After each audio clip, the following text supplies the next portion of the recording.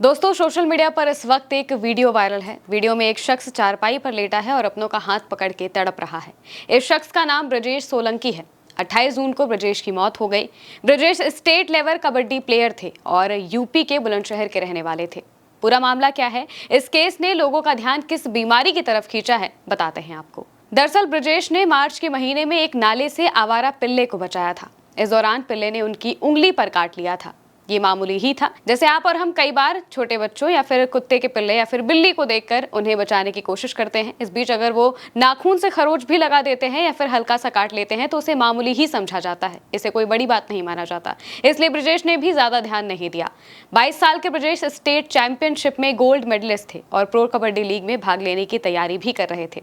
उन्होंने anti rabies vaccine नहीं लगवाई थी। उनकी मौत के कुछ दिन पहले ही लक्षण दिखाई दिए थे। उनकी हालत बिगड़ने का एक वीडियो उनकी मौत के एक दिन बाद ऑनलाइन सामने आया और अब वो काफी वायरल हो रहा है। और इस वीडियो की वजह से ही जगह जगह पर रेबीज को लेकर बात होने लगी है। रेबीज एक एपिडेमिक इंडिया में बनता जा रहा है, ऐसा कहा जा रहा है।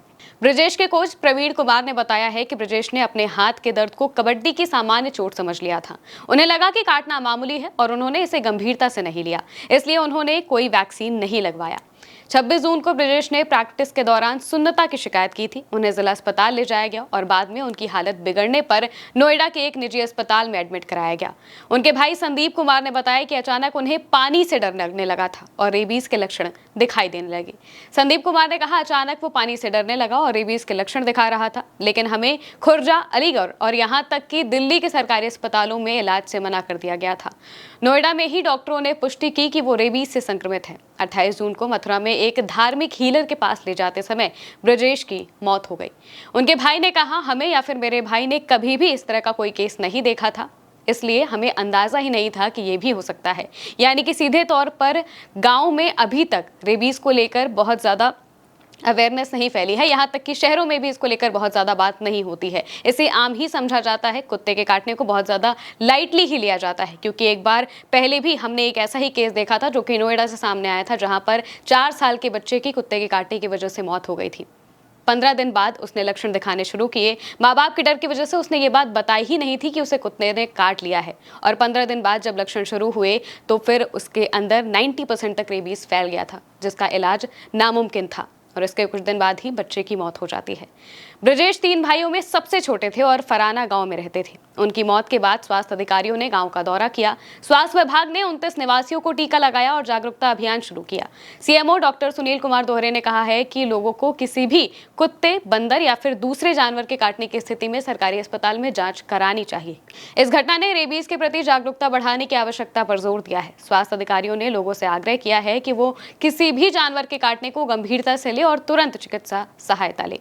समय पर टीकाकरण रेबीज को रोकने का सबसे प्रभावी तरीका है। ब्रजेश के भाई ने सरकारी मदद की गुहार लगाई है। उन्होंने कहा कि वो ही हमारे घर में कमाने वाला था।